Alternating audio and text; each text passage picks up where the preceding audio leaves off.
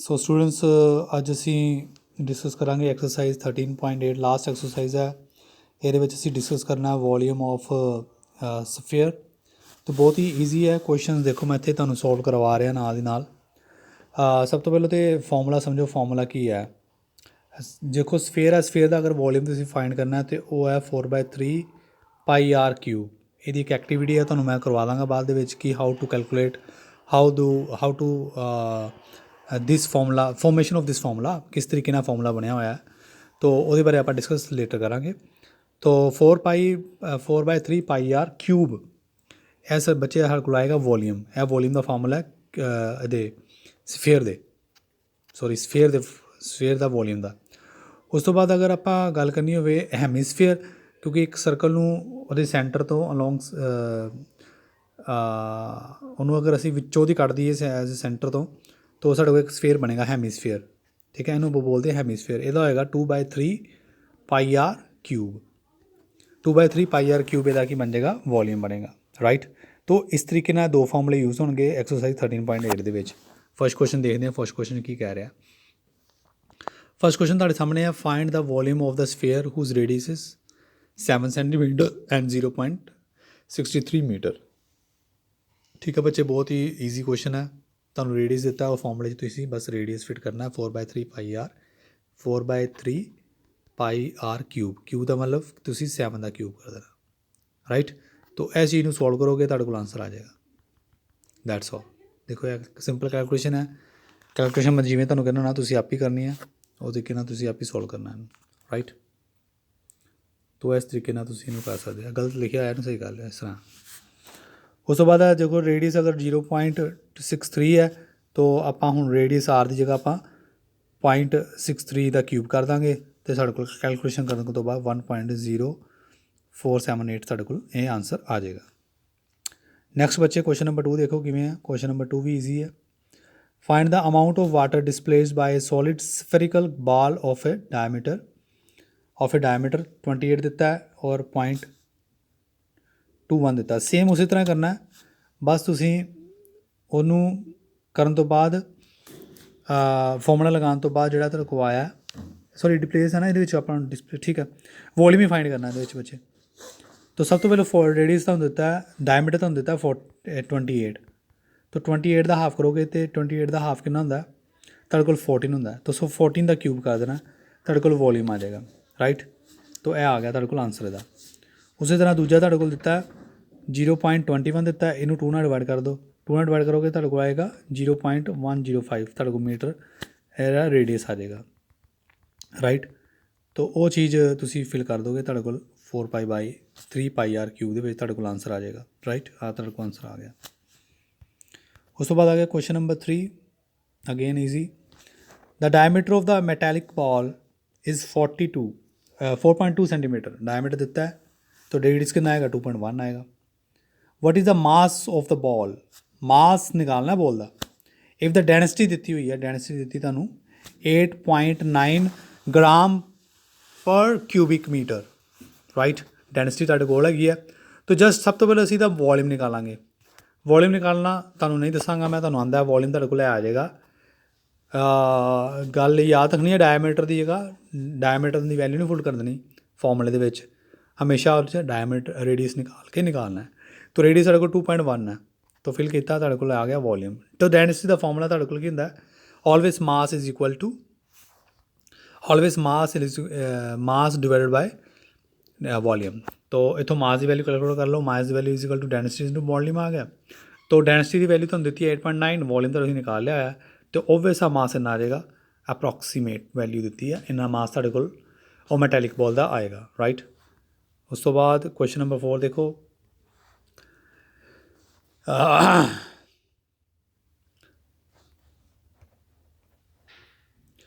The diameter of the moon is approximately 1/4 of the diameter of Earth. The fraction of the volume of the Earth is volume.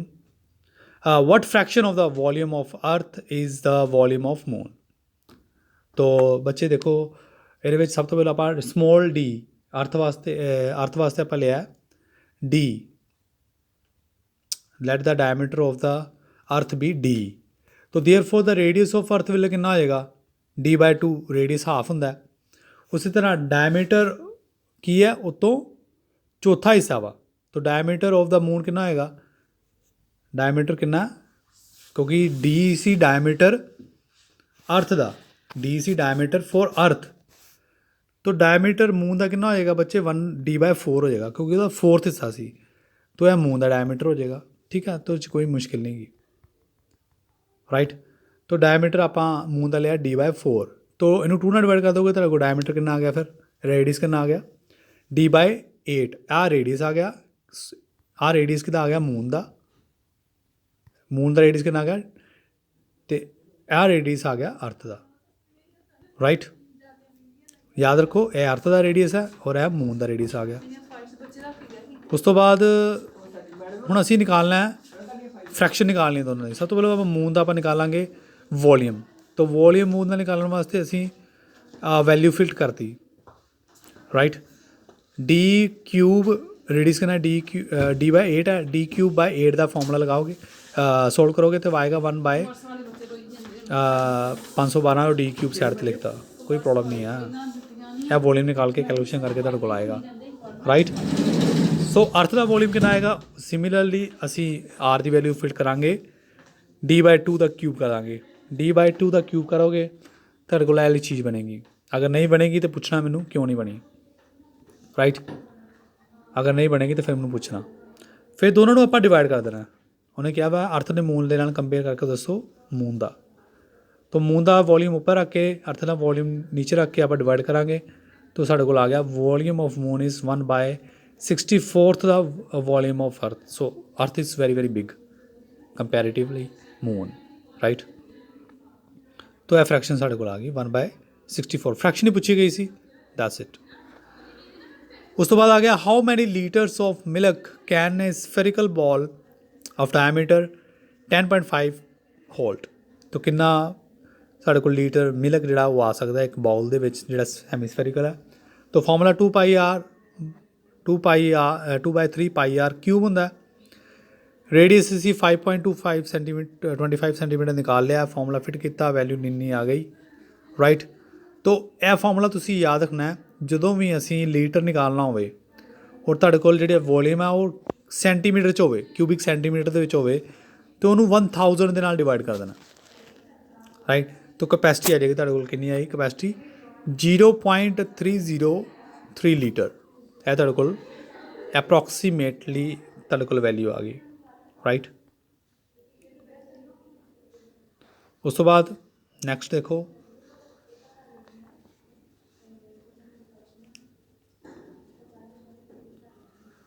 जदों बच्चे हैमीस्फेरिकल ball की असी thickness निकालनी हो, जिवें कोली है, कोली जिवें तुसीं कोली जिस तुसीं खाना खाते हो सब्जी खाते हो, कोली की चौड़ाई जिहड़ी उहदी थिकनेस आ वो किन्नी स्टील का बनया होया, ठीक है, वो किन्ना स्टील यूज़ किया है, वो किन्ना उहदे लई फार्मूला यूज़ करना होंदा, क्योंकि वो कोली का एक इंटरनल रेडियस होएगा, जिवें कोली है वह एक इंटरनल रेडियस होएगा, एक आउटर रेडियस होएगा।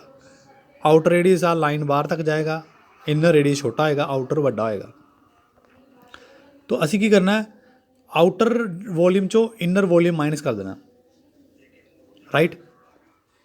आउटर वॉल्यूम चो इनर वॉल्यूम माइनस कर दोगे तुहाडे को ऑटोमैटिकली की आएगा, तुहाडे कोल आएगा किन्ना स्टील किन्ना आयरन यूज़ किया, बस वही आप करना है।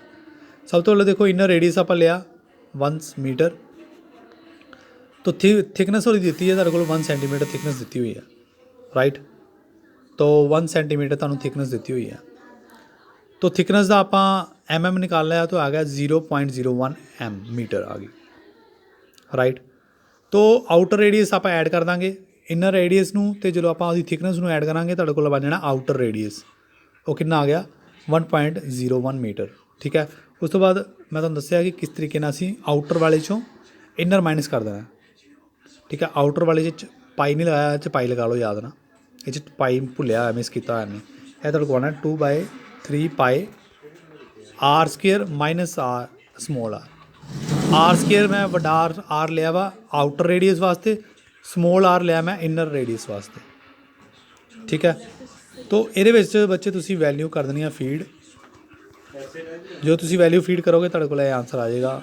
तो this is a approximation volume of the steel used iron used to make a hemispherical bowl, right. Next आ जाओ तुसी find the volume of the sphere whose surface area is 154। तो सरफेस एरिया तुहानूं दित्ता है, तो सरफेस एरिया का formula की होंदा बच्चे साडे कोल 4πr² इज़ इक्वल टू 154 करांगा क्योंकि सरफेस एरिया सानूं दित्ता है, ठीक है। ये आर की वैल्यू कैलकुलेट कर लो, ठीक है। 4 और पाई उधर जाके डिवाइड हो जाएगा, कैलकुलेशन करोगे तो 3.5 आएगा, राइट। उस तो बाद वॉल्यूम निकालना है, वॉल्यूम निकालना है तो वॉल्यूम ऑफ स्फीयर साढ़े कोल कितना आएगा, और तुसी आर की वैल्यू फीड कर दो। जो आर की वैल्यू फीड करोगे तो कोल आएगा volume.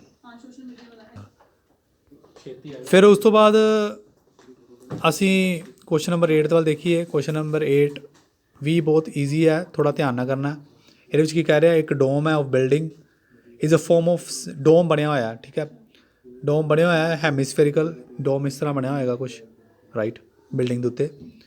From inside it wash white wash cost दी है, इन्नी टोटल कोस्ट लगी है 498.96 रुपये।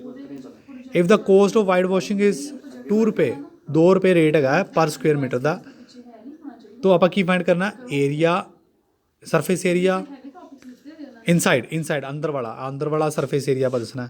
सरफेस एरिया कितना होएगा डोम का, तो वॉल्यूम किन्नी एयर किन्नी आ सकती, volume of air inside the dome, वो असी दसना है कितना होएगा। तो बहुत ही ईजी है।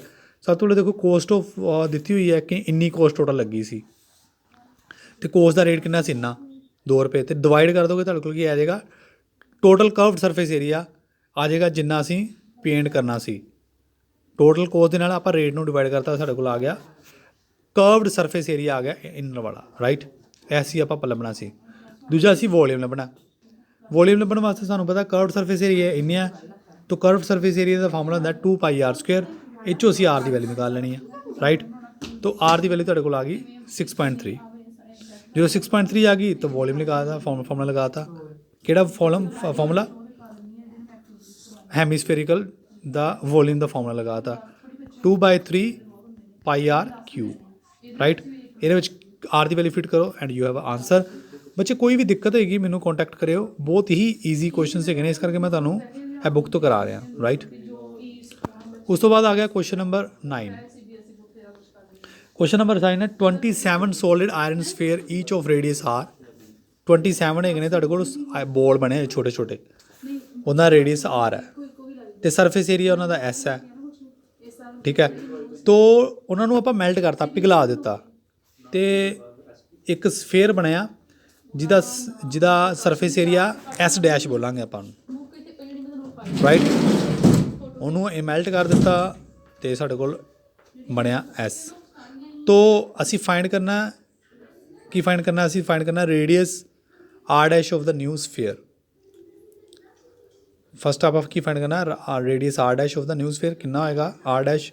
उस तो बाद रेशो दसनी है आप स्फेयर, पहले स्फेयर के सरफेस एरिया तो नवे स्फेयर के सरफेस एरिया की रेशो की है। तो आप क्वेश्चन अपने को यही 27 सॉलिड आयरन के स्फेयर से उन्होंने आप पिघला दिता, तो इससे एक बड़ा एक स्फेयर बनया, ठीक है। उन्हें आप रिलेट करना हूँ आप। तो रेडियस ऑफ वन सॉलिड की है आर, तो वॉल्यूम कितना हो जाएगा फिर बच्चे, वॉल्यूम होएगा 4/3πr³। तो 27 का कितना होएगा, ओबवियस है 27 ना मल्टीप्लाई कर दोगे तो को आएगा 27 जोड़े स्फेयर से उन्होंने वॉल्यूम। तो वॉल्यूम चाहे तुसी पिघला के नवा बना लिया पर वॉल्यूम के कोई चेंजिस नहीं आनिया, वो यही रहना वॉल्यूम नवे का भी और पुराने का भी सारा मिला के 27 × 4/3πr³। नीचे लाइन देखो की पढ़ रहा सेंटेंस लिखो 27 solid iron sphere are melted to form a 1 iron sphere. तो 27 जोड़े सॉलिड स्फेयर से उन्होंने पिघला के एक स्फेयर बना दिता गया। Therefore the volume of this iron sphere will be equal to 27 solid. तो ऑब्वियस है तुहानूं मैं दस्सिया ही है, वो जो पूरा एक नवा सॉलिड स्फेयर बनया वो 27 जोड़े सी उन्होंने वॉल्यूम के बराबर होएगा। Light the radius of new sphere आप आर डैश ले लिया जोड़ा नवा साढ़े कोल स्फेयर बनया, तो वह वॉल्यूम कितना होएगा फिर बच्चे 4/3πr³, राइट। तो दोनों का वॉल्यूम सेम होएगा, ठीक है। तो तो इस करके ਆਪਾਂ डैश की आर की 4/3 दोनों मैंने कटाया जाना, पाई कटाया जाना, तो आर डैश की वैल्यू आप निकाल लाँगे। तो आर डैश की वैल्यू साढ़े को कितनी आ गई, तुहाडे सामने है R dash is equal to 3R, right.